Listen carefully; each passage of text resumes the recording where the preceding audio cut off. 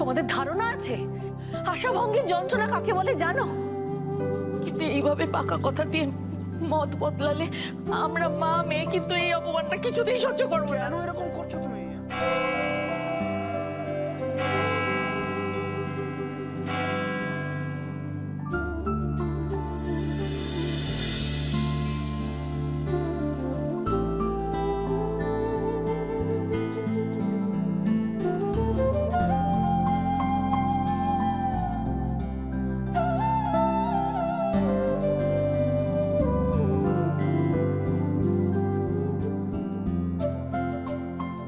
তুমি সবার মনের সব কথা বুঝতে পারো,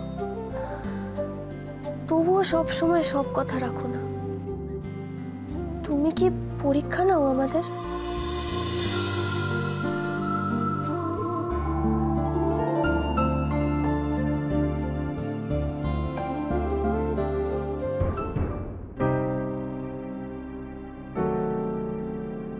কি রে, কিরকম একটা ঝোড়ো হাওয়া দিচ্ছে, আর তুই জানলা বন্ধ করিসনি? ঠান্ডা লেগে যাবে তো। আমি তো জানলা বন্ধ করতেই এসেছিলাম। ঠিক আছে দাঁড়া, আমি দেখছি।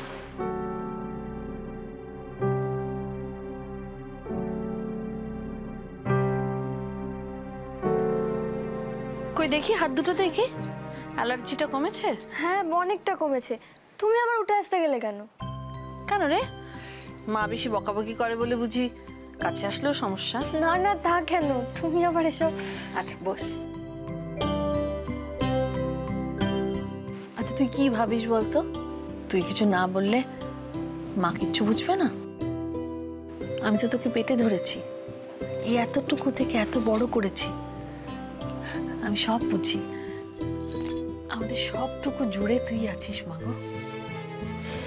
সেই ছোট্টবেলা থেকে তোর বিয়ে নিয়ে কত স্বপ্ন দেখেছি আমরা।